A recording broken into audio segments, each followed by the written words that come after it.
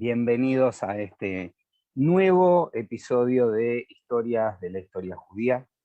Este ciclo tan querido que ya estamos por la tercera temporada, allí donde estén.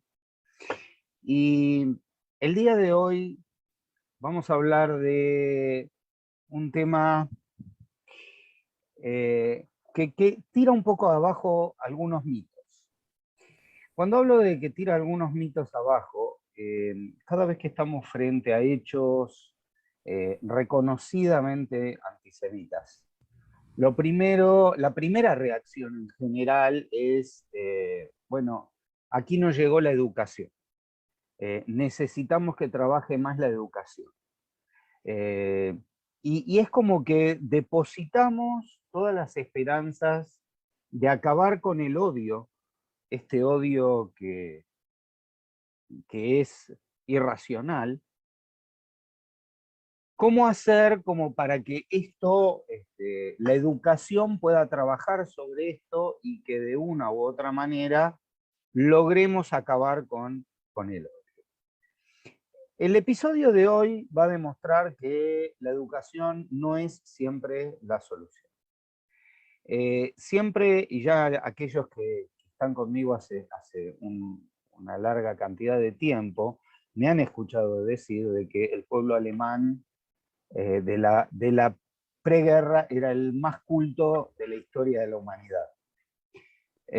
Las personas que decidieron la solución final en la conferencia de Wannsee el día 20 de enero de 1942 eran 15 personas, de las cuales 8 tenían doctorados universitarios. Y hoy vamos a charlar sobre algunos casos en concreto y después vamos a tratar de generalizar y tratar de charlar sobre justamente este fenómeno. Bueno, independientemente de los ejemplos, el por qué estas cuestiones se dan y por qué desde del infinito conocimiento o personas absolutamente preparadas, cómo es que no es la educación la que está funcionando, sino que en definitiva hay algo más.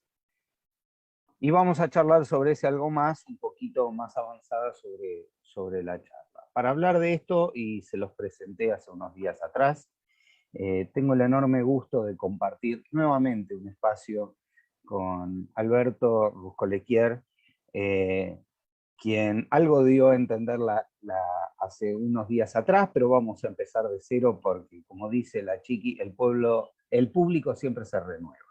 Así que vamos a empezar de cero y mientras le doy la palabra y él empieza, yo voy a intentar que las cuestiones técnicas puedan funcionar para tener la presentación que me mandó.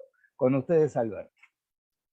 Bueno, muchísimas gracias, Ariel, a toda la gente, por supuesto. Gracias por estar acompañándonos para tratar de salir un poquitito más ricos de este encuentro. Reafirmando lo que correctamente dice Ariel, la educación, claro que es importante. Es una condición necesaria para el ser humano, pero no parece ser una condición suficiente para evitar la maldad, para evitar la oscuridad. Porque la fascinación que a veces ejerce la cultura sobre ciertos personajes de la historia no fue una garantía del odio que estos personajes expresaron en diferentes momentos. Y claro que cuando hablamos de antisemitismo, uno se puede preguntar, ¿de dónde viene el antisemitismo? Bueno, posiblemente quizás desde la creación del pueblo judío. Ya el pueblo judío sufrió persecuciones, pero sistemáticamente hablando, ¿cuál es el primer registro que se tiene, por lo menos escrito, respecto de un escrito antisemita? El primer registro que se ubica en forma, como digo, concreta y material, data del siglo I de la era común. Del siglo I de la era común. Este escrito antisemita fue escrito por un pensador egipcio llamado Apión, que acusa a los judíos de los males del mundo, que es un pueblo que está apartado de la autoridad, que tiene sus propias leyes, que no sigue las leyes, en este caso, del emperador. Y esto mereció una respuesta. Cuando hablo del siglo I de la era común, ubiquémonos, que estoy hablando de quizás también del Imperio Romano. Esto en su momento también mereció una respuesta del conocido Flavio Josefo, que hace un escrito que se denomina Contra Apión. Le hace el escrito, destruye todos y cada uno de los argumentos antisemitas para proscribir al pueblo judío. Pero vamos a acercarnos un poquitito más a la historia. Y cuando digo acercarnos un poquitito más a la historia, yo los invito a que empecemos a ubicarnos en el siglo XVI. En el siglo XVI. Porque en el siglo XVI, final del siglo XV y principio del siglo XVI, comienza, digamos, final del siglo XV, nace un personaje que se denomina Martín Lutero. Martín Lutero. Que Martín Lutero era un monje alemán, era un monje del orden de los agustinos, que concretamente nace en el año 1000, como bien dice acá lo que estamos viendo, en el año 1483, y vive aproximadamente 62 años. Cuando hablamos de Lutero, tenemos que recordar que Lutero empieza a discutir con la Iglesia Católica, el papado que estaba, por supuesto, en Roma, y entre otras cosas, Martín Lutero acusa a la Iglesia Católica de la venta de indulgencias, los acusa de ser una institución totalmente corrupta, y la verdad en contra de la ley de Dios. Algunos historiadores dicen que en realidad la venta de indulgencias, en definitiva, ¿qué era? Que los pecados que, por ejemplo, habían cometido las personas ricas, las redimían los pecados poniéndole dinero a la iglesia. ¿Correcto? Quiere decir que uno poniendo dinero obtenía el perdón divino. Esto se llama la venta de indulgencias. Entre otras cosas, esto provocó un enfrentamiento muy, muy fuerte. Él le desconoció al papado o a la Iglesia Católica Romana que tenga una ascendencia sobre todos los cristianos del mundo. Y esto provoca que, concretamente, en el año 1517, él le clava con un puñal, así dice la historia, unos papeles en los cuales establece su manera de pensar. Esto se denomina las 95 tesis o puntos fundamentales que él establece toda su base doctrinaria. Esto lo clava, este puñal, con estos papeles, lo clava en una iglesia en Alemania, en la iglesia en Wittenberg, concretamente, una iglesia que estaba en un castillo. Y ahí empieza lo que se denomina la Reforma. Hablemos del año 1517. Esto provoca que, entre otras cosas, 4 años después, Lutero fuera excomulgado por la Iglesia Romana. Concretamente, el Papa León X lo excomulga de la Iglesia Católica Romana, Apostólica Romana. Y esto sucede en el año 1521. Como digo, el Papa León X. Ahora bien, Lutero, en realidad, ahí empieza lo que se denomina la protesta. Por eso cuando escuchamos ahora los protestantes, son esa rama escindida, cristiana por supuesto, prescindida del catolicismo, que también fue la cuna del calvinismo, fue la cuna también del anabaptismo. O sea, es un tema muy importante. Hoy en el mundo, protestantes de diferentes ramas, estamos hablando de 800 millones de habitantes. Quiere decir que si hay aproximadamente 2.000 millones de habitantes que profesan el cristianismo, 1.200 estarían siendo católicos, un poquito más de 2.000. 800 millones serían protestantes y 300 millones serían ortodoxos, en diferentes vertientes. Bien, quiere decir que desde este cisma del año 1517 empieza lo que se denomina la protesta.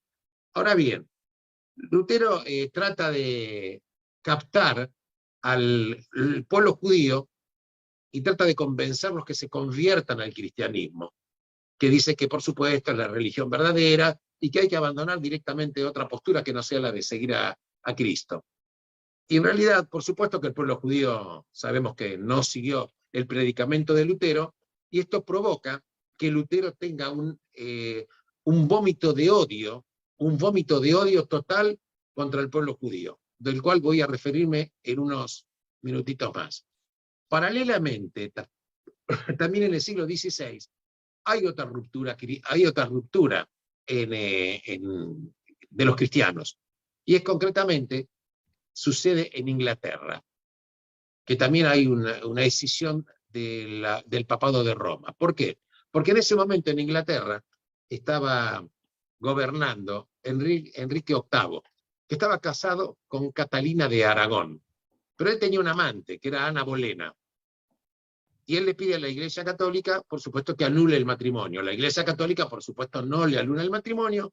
Él, en consecuencia, separa lo que es Inglaterra en aquel momento del credo cristiano y funda la Iglesia Anglicana. Funda la Iglesia Anglicana, que también, por supuesto, es una protesta que se escinde de lo que es Roma. Bien, quiere decir que la Iglesia Anglicana es la que rige hoy en el Reino Unido, concretamente.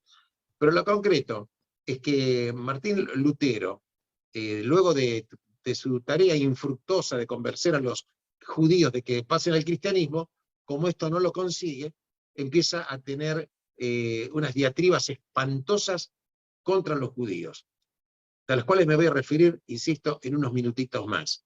Ahora bien, fijémonos la importancia que tiene Lutero, porque a partir de la prédica de Lutero empiezan persecuciones a los judíos, empiezan a ser desterrados judíos de diferentes partes de Alemania,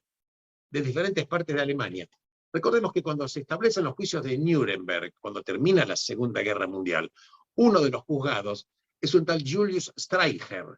Julius Streicher era el director del periódico Der Stürmer, que quiere decir en alemán el atacante. Él está, por supuesto, juzgado en los juicios de Nuremberg, finalmente es condenado, es ahorcado, y fíjense lo que él establece en la defensa frente al tribunal de Nuremberg. ¿Él qué dice? No sé por qué yo estoy juzgado aquí, porque en definitiva yo lo único que hice fue seguir el pronunciamiento de Lutero. Yo soy un digno representante del Martín Lutero. Escuchamos lo que estamos diciendo, ¿no? Estamos hablando del siglo XX, que él referencia, que él está poniendo en ejecución los pronunciamientos de Martín Lutero. Y es más, las leyes de Nuremberg, que no tienen que ver con los juicios de Nuremberg, las leyes de Nuremberg fueron establecidas en Alemania en el año 1935. Entre esas leyes, entre otras cosas, se prohibían los casamientos interconfesionales. Y las leyes de Nuremberg también están basadas en los pronunciamientos de Martín Lutero. Esto para que nosotros nos estemos dando una idea del odio antisemita que Lutero tenía. Pero también es cierto, sabemos que la Iglesia Católica, a través de diferentes siglos, hacía concilios, tenía concilios. Y en el año 306 hay un concilio que se denomina el Concilio de Elvira. Concilio de Elvira. Y en ese Concilio de Elvira también, entre otras cosas, se prohíbe el matrimonio entre cristianos y judíos. Esta prohibición recién se levanta, canónicamente, en el año 1870, cuando se reúne el Concilio Vaticano I. El Vaticano II fue del año 1965. ¿Qué quiere decir? Que desde el Concilio de Elvira, en el año 306, hasta el Vaticano I, 1870, estaba prohibido, por lo menos desde el punto de vista de la Iglesia, el casamiento interconfesional. Esto es interesante e importante para saber que, entonces, hay un hilo conductor entre el Concilio de Elvira, leyes los pronunciamientos y el pensamiento de Martín Lutero, que por supuesto del siglo XVI, y lo que decía Julio Streicher, que en definitiva, si las leyes de Nuremberg están basadas en el pensamiento de Lutero, y yo también sigo lo de Lutero, no sé por qué a mí me vienen a juzgar. Lutero, para probar lo que yo estoy diciendo, porque estamos investigando en la historia, y esto hay que probarlo, escribe. Y al escribir, los elementos quedaron. Escribe básicamente 2 libros, y antes de fallecer, escribe otro escrito, aquí hay una última advertencia, a los cuales me voy a referir en un minuto. Pero antes de eso, les quiero comentar que también en Alemania, en el año 1305, se hizo una estatua en la localidad de Stadtkirche, 1305, frente a una iglesia, en la cual hay un animal, escuchen lo que estoy diciendo, ¿no? Que está dando de alimentar, en realidad el animal es un cerdo, que de los pezones se están alimentando los judíos. Y hay un rabino levantando la cola del cerdo, indagando adentro de la parte trasera del animal. Y fíjense lo que Martín Lutero escribe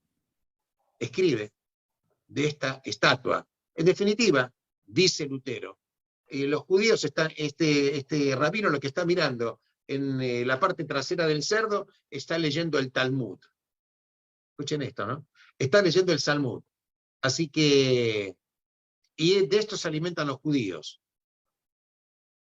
De esto se alimentan los judíos. Me permito agregar, como pequeño dato, de que la representación de esta cerda judía, lo digo más de una charla, si uno lo mira, es exactamente la misma figura que utiliza Roger Waters hoy en los espectáculos. Es decir, a la que le puso una estrella de David para mostrar que, entre otras cosas, es la cerda judía. Este monstruo del que está hablando no es otro que el mismo de esta estatua a la que se refería recién Alberto. Continúa con la... No, es interesante el dato. Al ponerle la estrella de David, lo que hizo fue ayornar en el siglo XX o siglo XXI lo mismo que ya venía del siglo XIV. Año 1305, en la iglesia de Stadtkirche. Bien, ahora, ¿qué escribió, entre otras cosas? Escribió 2 libros sobre los judíos y sus mentiras. Escribió también otro libro que se llama Sobre el nombre incognoscible y las generaciones de Cristo. Y antes de morir, escribe la última advertencia, entre las cuales la advertencia dice que los propietarios de tierras que tengan a judíos viviendo en esas tierras, que no se conviertan al cristianismo, deben ser expulsados. Pero no solamente eso, voy a citar textualmente cosas que escribió Martín Lutero. Los judíos son hijos del diablo. Hay que pedir que destruyan a la sociedad cristiana, y específicamente a la sociedad alemana. Dice, hay que destruir sus casas. Los judíos son muy desesperados, son malos, venenosos, diabólicos hasta la médula. Y en este tiempo y a través de la historia, escuchen lo que dice, han sido la causa de nuestra desgracia y desventura. Esto es lo mismo que repite Hitler cuando dice que la historia del pueblo judío es la historia de la desgracia de Alemania. Entonces, la decadencia de Alemania está influenciada básicamente por la maldad de los judíos. Dice que es un pueblo abyecto, despreciable, y que no es un pueblo de Dios. Y ahora dice, para que no le quepa ninguna duda a la gente, dice, están manchados los judíos con las heces del diablo, en las cuales se revuelcan como cerdos. Yo les arrancaría la garganta. Los judíos, en una palabra, no deben ser tolerados, y no se les debe mostrar ninguna piedad. Sigue diciendo una cantidad de cosas, y dice después, ¿qué les impide a los judíos irse a Judea? Nadie. Les vamos a proveer todas las provisiones para el viaje, para vernos por fin libres de este repulsivo gusano. Son una peste enclavada en nuestras tierras. Así que la verdad es que si alguno tiene alguna duda, simplemente puede ir a indagar en las fuentes de las que yo estoy citando, y simplemente es lo que hay. A punto tal de que Lutero tuvo una influencia tan enorme en Alemania, que incluso en la historia, lo que se denomina la Guerra de los 30 años, que se desarrolló entre el año 1618 y 1648, en realidad empezó siendo un conflicto entre católicos y protestantes, o sea, los partidarios de la Reforma por un lado y los de la contrarreforma, porque la Iglesia Católica, para contestar la reforma o protesta de Lutero, también emite un pronunciamiento que se denomina la contrarreforma. Así que esto es, en principio, la presentación en sociedad de Martín Lutero. En definitiva, ya no estoy hablando de opiniones, sino estoy citando textualmente la historia. textualmente lo que él escribió, lo que él opinó y la influencia enorme que Lutero tuvo y sigue teniendo a través de la historia. Quiero referirme ahora a continuación a otro antisemita ilustrado, que es el filósofo Martin Heidegger. Claro que cuando hablamos de Heidegger hablamos de, claro, es un portento de la filosofía, es una persona que fue profesor en la Universidad de Friburgo, estoy hablando también de Alemania, hombre que falleció en 1976.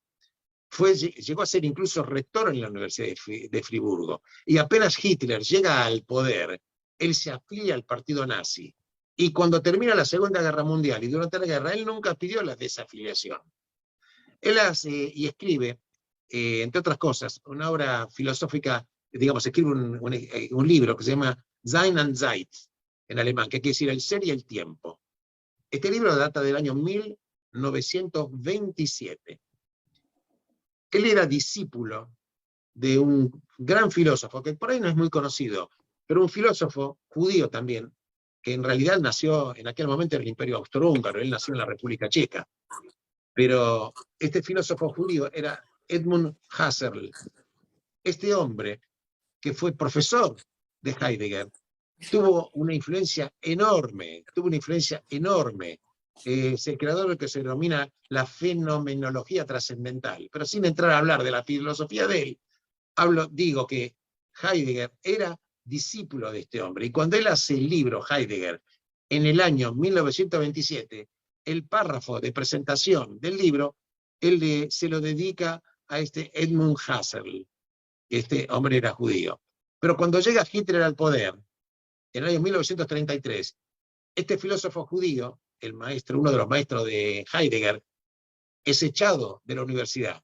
El pequeño detalle es que el odio nazi era tan grande que Husserl ya se había jubilado 5 años antes, en 1928.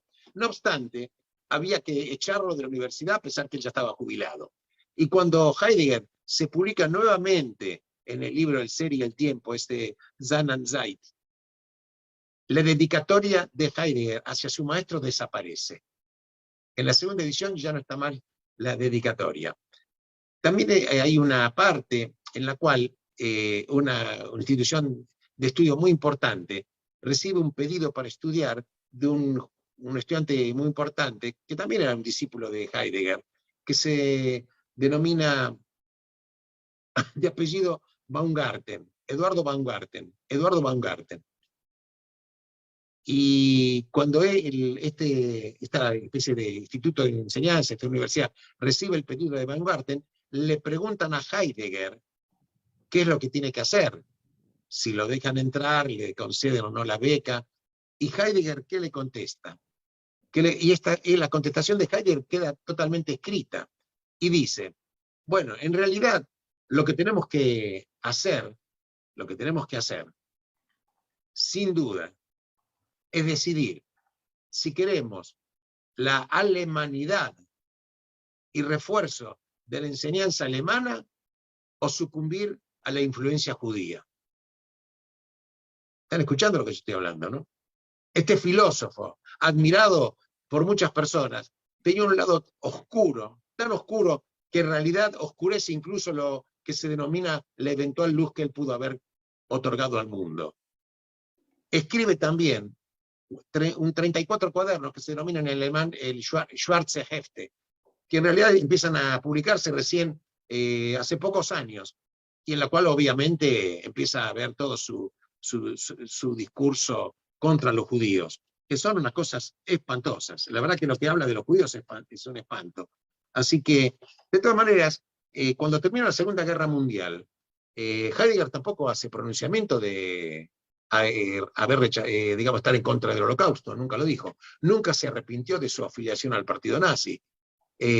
Pasó por lo que se denomina el proceso de desnazificación y fue aprobado como que fue desnazificado, como si hubiera sido que se le sacaron las pulgas,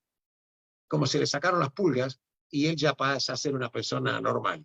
Ahora bien, las críticas de que en realidad él no era nazi forma parte de lo que una persona que acá está preguntando, a la cual me voy a referir, que en realidad es su vida amorosa.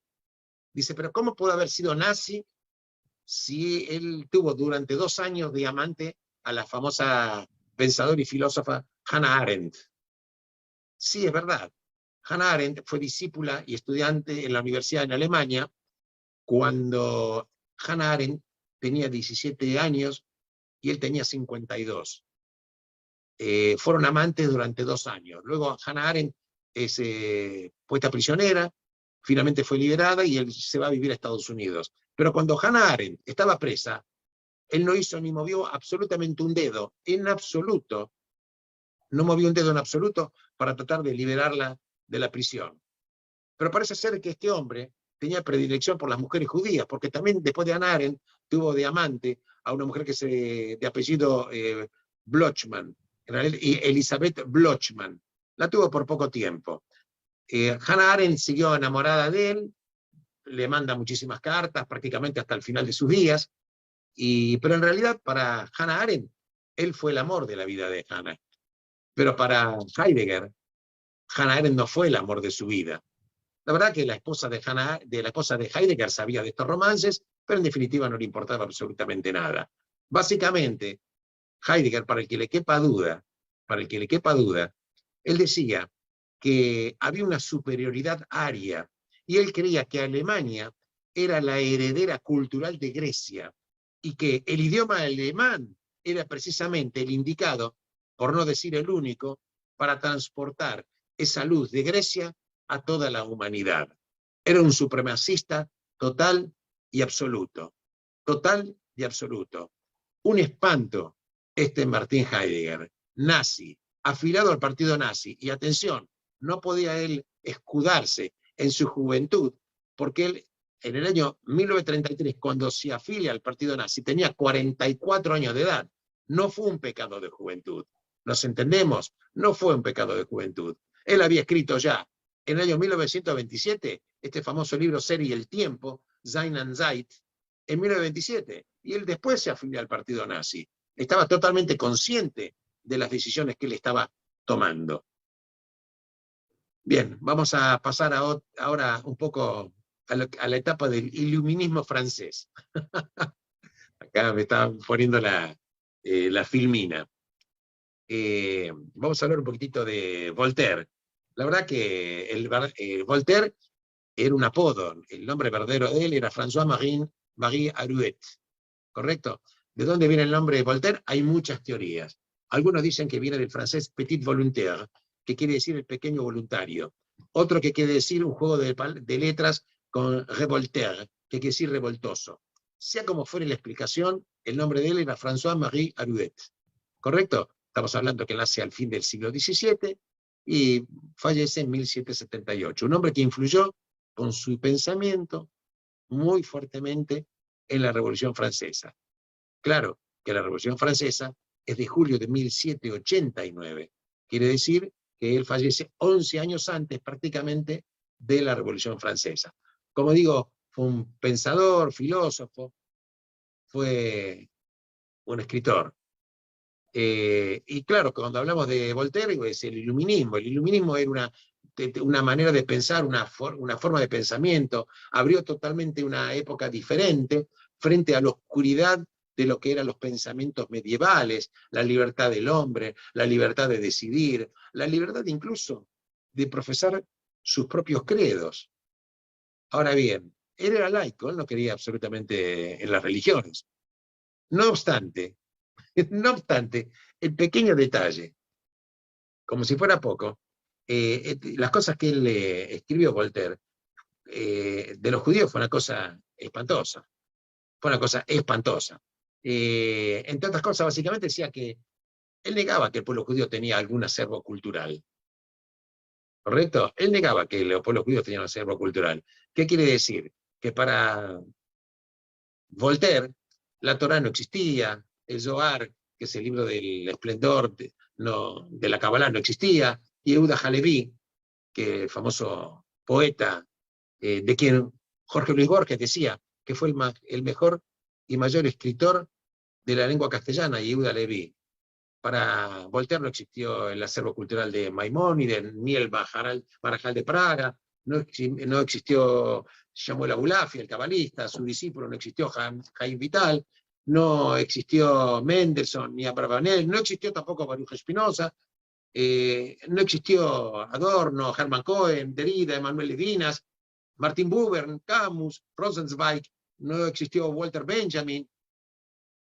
Así que estamos hablando de que cosas enormes, potentes que existían del judaísmo, enorme, porque claro, cuando estamos hablando del siglo XVII, si estamos hablando del pueblo judío como nación, cuando recibe la Torá, estamos hablando del año 2448 del calendario hebreo, que faltaban 1313 años. ¿Qué quiere decir? ¿Qué quiere decir? Que ya 3000 años antes había acervo cultural, antes que Voltaire existía, del pueblo judío.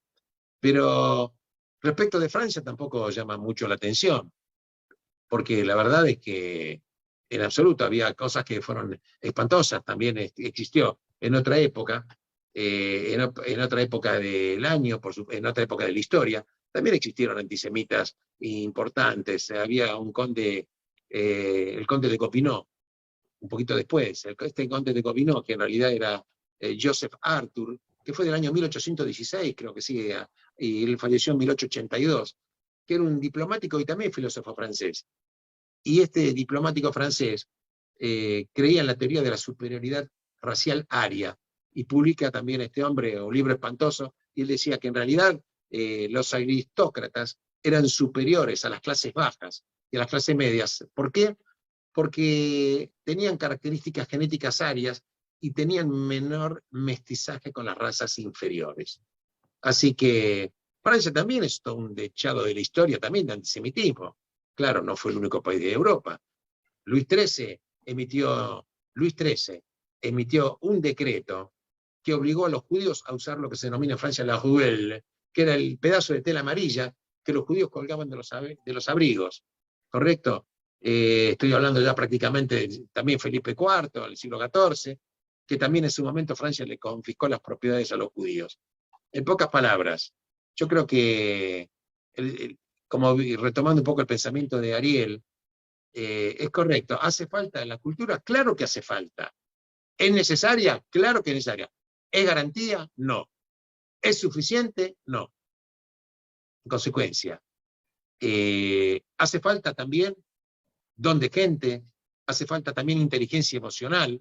La inteligencia emocional no se estudia en una universidad, y hace falta también estar libre de prejuicios, porque aun cuando uno pueda no creerlo, si somos la suma de nuestros ayeres, está casi, yo diría, grabado en nuestro ADN espiritual el odio que se transmite de generación en generación y en generación. Por eso digo, cuando escribí estos artículos, me pareció importante para mí, que desnudar mentiras que se tejen sobre grandes personajes que a través de la historia fueron encumbrados únicamente con sus aspectos, entre comillas, positivos, sin correr el telón para que la gente sepa la enorme oscuridad que esto abrigaba.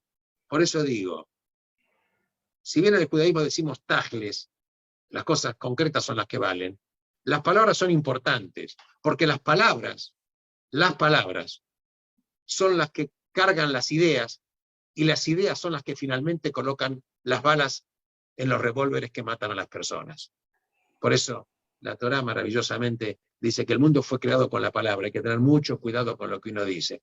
Y quiero, por supuesto, compartir con usted la alegría hoy de este año 74 del Yom Ha'atzmaut, del aniversario de Israel, sabiendo que hubo una noticia muy trágica. Saben que hoy hubo un atentado en Elad, hubo 3 muertos y 3 heridos graves.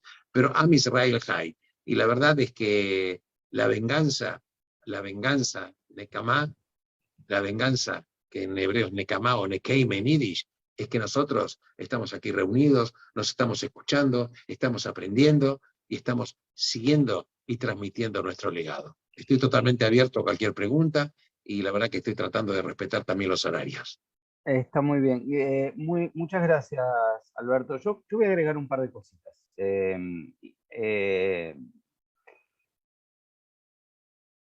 fuera de los ejemplos claros y concretos, yo en determinado momento tiré y hablé del tema de Roger Waters, persona que se considera una muy pensante y que trae a través de la música, y sin embargo es una de las personas antisemitas más conocidas del día de hoy.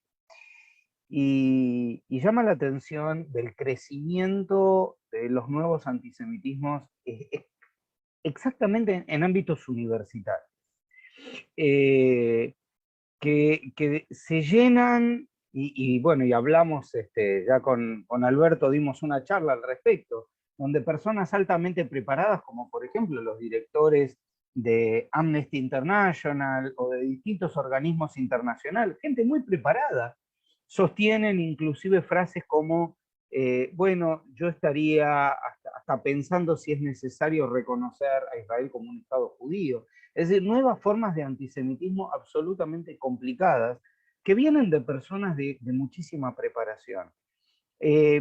Con el permiso de Nora, que está acá, y de Rita, también voy a comentar, digamos, algunos pensamientos vernáculos de personas absolutamente intelectuales, como alguien que decía lo siguiente: el pueblo judío esparcido por toda la tierra ejerce la usura y acumula millones, rechazando la patria en que nace y muere por una patria ideal que baña escasamente el Jordán y a la que no piensa volver jamás. Este sueño que se perpetúa hace 20 o 30 siglos, pues viene del origen de la raza, continúa hasta hoy, perturbando la economía de las sociedades en que viven, pero de la que no forman parte. Ahora mismo en la bárbara Rusia, como en la ilustrada Prusia, se levanta un grito de repulsión contra este pueblo que se cree escogido y carece del sentimiento humano, el amor al prójimo, el apego a la tierra, el culto al heroísmo de la virtud de los grandes hechos donde quiera que se produzca. Esa frase, escrita en 1884, fue de nada más y nada menos que el padre del aula Sarmiento Inmortal. Es decir, el ejemplo claro y concreto de lo que la cultura y la educación tienen que ser para la Argentina. El fundador, sin ningún tipo de dudas de lo que es la educación necesaria para formar un país. Este era el pensamiento que Sarmiento tenía en 1884, 4 años de su fallecimiento, y él lo vuelve a publicar años después. O sea, el mismo año de su fallecimiento vuelve a repetir cosas parecidas. A lo que yo me refiero, y con esto vamos ahora sí a dar lugar a abrir a que nos podamos escuchar, es que a diferencia quizás de una, yo diría, de una ciencia exacta, todo lo que tiene que ver con la filosofía y con el pensamiento, es muy difícil separar los prejuicios de lo que se escribe. El pensamiento de la gente altamente letrada y preparada tiene sus bases científicas, pero también tiene enormes bases de prejuicio. Entonces, decirlo desde una preparación y desde haber tenido una educación altamente preparada, le da elementos como para poder fundar mejor esos prejuicios que no tienen absolutamente nada que ver con las realidades. Y ahí es donde entra lo peligroso. Y ahí es donde la palabra puede hacer muchísimo daño. Por lo tanto, creo que hay que tener muchísimo cuidado con esas cosas. Víctor, pediste la palabra, desmuteate y te escuchamos. Sí, bueno, buenas noches y muy buena la charla, pero quería agregar, si bien Mahoma no era un filósofo ni era un gran pensador, pero escribió el Corán, y también pasó algo parecido a lo de Lutero, en la cual quiso introducir en la novedad del Corán a los judíos, y al no poder hacerlo, pasó algo similar a lo de Lutero, se encaminó en contra de los judíos e introdujo en la última parte del Corán frases también terribles, como la de golpear con piedras a los judíos, esconderse atrás de una roca, etc. O sea, evidentemente todos aquellos que quieren introducir a los judíos en sus nuevos pensamientos o creaciones, terminan siendo los más furibundos antisemitas, que dejan toda una línea de antisemitismo, como es el de los almohades y toda esa línea musulmana, ¿no es cierto? Correcto, es muy bueno tu aporte. Quiero simplemente comentar que yo hace unos años escribí un artículo del antisemitismo islámico, las raíces, y creo que mañana lo publican en Por Israel, mañana sale publicado. En realidad, lo que bien vos decís de Mahoma, que en realidad Mahoma nace en el año 570, fallece en el año 632, en realidad, de acuerdo al relato, Mahoma era un iletrado, él en realidad dice que el Corán, que en realidad le fue dada la recitación por el arcángel Gabriel, pero en realidad era una ilustre bestia, era una persona analfabeta. Pero de todas maneras, lo concreto, es verdad, porque los escritos luego cuando quedan plasmados, luego forman parte luego de la inhumanidad. Claro, es correcto lo que vos decís, cuando Mahoma trató de hacer que los judíos se acerquen a su prédica, y evidentemente no aceptaron, también empieza toda esta situación. En realidad, es que en definitiva, creo que los seres humanos tenemos un poco del cielo y el infierno dentro de nosotros, y forma parte del libre albedrío decidir si le vamos a dar predicamento al infierno o le vamos a dar predicamento al cielo. Muy buena Por esa eso, última reflexión. Einstein decía, No, muy bien. es mucho más fácil romper un átomo que destruir un prejuicio. Es lo que decía Ariel. El prejuicio, vos ya lo venís a discutir, vos ya lo ponés como una verdad que no está sujeta a ningún tipo de discusión, ya la planteás. Y la pátina de intelectualidad, que es la suma de haber leído libros, no significa absolutamente nada. No significa absolutamente nada. Absolutamente nada. Por eso los sabios, un sabio uno de los cuales yo me nutrí, y él me decía que en realidad para aprender uno tiene que vaciarse de conocimientos. ¿Cómo es esto? No, tenés que vaciar de conocimiento, hacer de cuenta que no sabes nada para poder permitir que lo nuevo pueda entrar en tu cerebro, porque si tu cerebro está lleno de prejuicios, lleno de ideas preconcebidas, lo nuevo no va a poder entrar. Es correcto lo que dice una persona. Cuando entramos hablando de antisemitas alemanes, entre otros, hubo muchos. Nietzsche era antisemita, Schopenhauer era antisemita, Fichte era antisemita, pero por supuesto que sí. Y estoy hablando de gente culta, de acuerdo a los cánones de haber asistido a la universidad o haber escrito libros. ¿Sí? En definitiva, el ser humano es lo que hace finalmente y qué huellas deja en el camino de la vida. ¿Qué huellas deja en el camino de la vida? Así que Wagner también, obviamente, el compositor favorito de Hitler.